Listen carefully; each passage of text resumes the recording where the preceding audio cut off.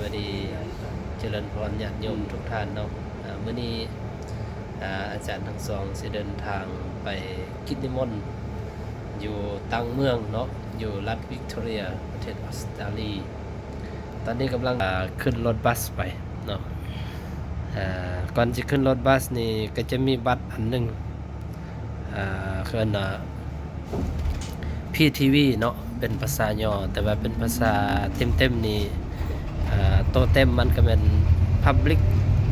Transport Victoria เนาะ PTV ตัว P ย่อมาจาก Public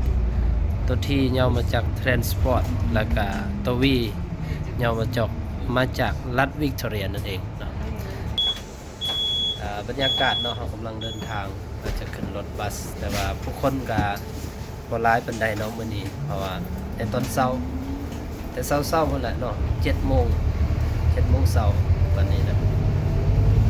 เราเดินทางนี่ก็ใช้เวลาประมาณชั่วโมงกว่าเกือบ2 ชั่วโมงขึ้นกับรถที่เราจะต่อนั้นบางครั้งก็มาไวแล้วก็บางครั้งก็มาช้า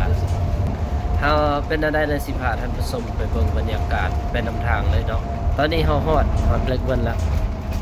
บรรยากาศมื้อนี้ก็ฝนตกเนาะตอนเช้านี่ฝนตกบรรยากาศแคมทาง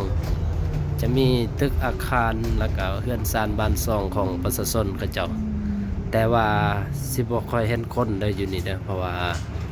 เขาเอิ้นว่า privacy เนาะแบบเรียนี่เมืองเมลเบิร์นนี่มีคนอยู่นี่เกือบ8 ล้านคนพุ่นน่ะแต่ว่าเบิ่งมันสังเกตมั้ยอยู่นอกบ่ได้มีคนมีแต่รถมีแต่รถส่วนใหญ่เนาะอันนี้ห้านขายรถฮอตแบล็คเบิร์นแล้วห้านขายรถมียี่ห้อ Lexus หลายๆยี่ห้อเนาะสุนโฮรถยี่ห้อดังได้ดิโฆษณาให้เขาพร้อมตอนนี้มาฮอดสถานีแบล็คเบิร์นแล้วเนาะเฮามาเบิ่งรถไฟพอดีเฮาบ่ได้ท่าดนเนาะพอดีมาฮอดปึ๊บรถไฟก็มาฮอดปั๊บเลยนี่เฮาสิไปกิจนิมนต์อยู่ทางแซงโอเบิร์นเนาะทางแซงโอเบิร์น3 องค์แล้วก็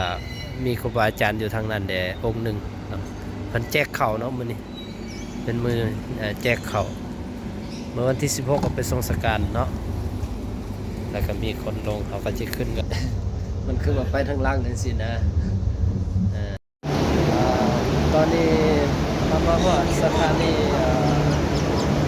Southern Cross เนาะแค่นั้นรอคันไดเลื่อนแถบนี้จะเป็นสถานีที่ใหญ่เนาะเป็นจุดเปลี่ยนรถไฟจะไปต่างรัฐต่างเมืองหรือว่าต่างแขวงต่างๆเนาะเป็นรถจอดรถสถานีใหญ่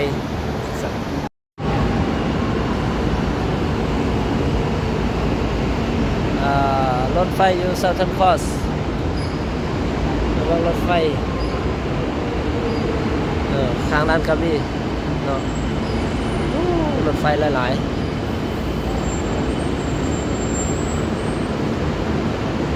มีตะนกได้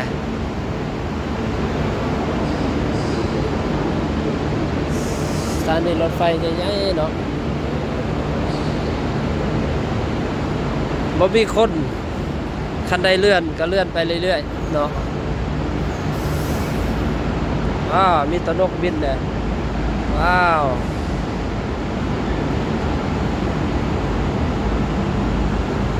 ตะนกอยู่สถานีรถไฟบินหลัง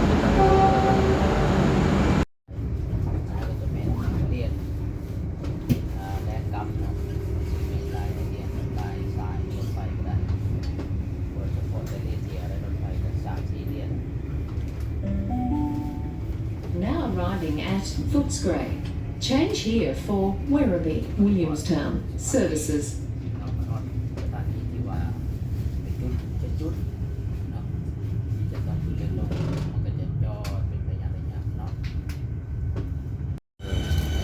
เฮามาฮอดสถานีแซงโอเบิร์นเนาะเฮามาฮอดแล้วตอนนี้เฮากำลังลงจากสถานีรถไฟก็ออกไปทางนั้นแหละเดินทางสิไปเฮือนพอออกเนาะ ากาศเย็นเนี่ย อากาศ ตอนเช้า โอ้อากาศหนาวอากาศแดดดีมื้อนี้ ก็บ่หนาว ดี ปาน ส ใด ม เนาะ ควรเนาะหาใส่หมวกแหละรอท่าพอเพิ่นมาต่อเอาเนาะมาต่อจากสถานีแสงอุบลนี่ใช้เวลาชั่วโมงกว่าเนาะเพื่อจะมาฮอดดีก็โดนเติบอาจจะได้ติ๊กบัตรก่อนเนาะสิได้ติ๊กบัตรอยู่นี่ก่อนเพราะว่าทางเข้าทางออกเนาะ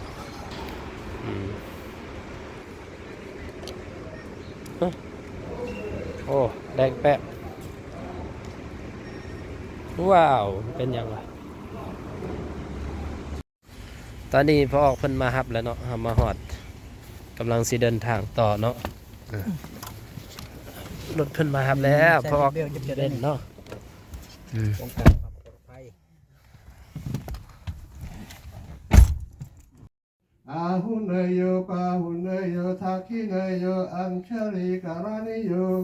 อนุตรังปุญญาเกตังโลกัสสาติอานินวจาตวจิตสวาสังคีกุขมังปะตะตังมยายังสังโฆปฏิคันหาตุอาจารยันตังกรันตริสังวริตุวสังเคมุกาสาวันทาริพันเตจิสาพังสัพพทาทาเนสุปฏิติตังสาริกธาตุมหาโพธิงพุทธารูปังสักการังสัทธายาสปัสสปฏิสิทธิยาสปัจจุกานินาสยาปริตังพุทธมังกลังวิปติปฏิมหายาสปัสสปฏิสิทธิยาสัพพยาวินาสยาปริตังพุทธมังกลังวิปติปฏิมหายาสปัสสปฏิสิทธิยาทายาทยาปริตังพุทธมังกลังสัพ หลังจากเอาแล้วเวียกเนาะไปสูตรมาเราก็จะได้เดินทางกลับโดยรถไฟเก่าเนาะตอนนี้เราเดินทางกลับมาฮอด Southern Cross แล้ว ข้างร้านกาแฟ ไปรถไฟเนาะประมาณอีก45นาทีก็จะฮอดวัดแล้วเนาะนี่นะบรรยากาศตอนกลับเนาะ มีตะนกได้ เอาขอบใจทุกท่านที่มาเบิ่งเด้อกดไลค์กดแชร์กดติดตามเป็นกำลังใจให้เด้อขอบใจหลายๆ thank you so much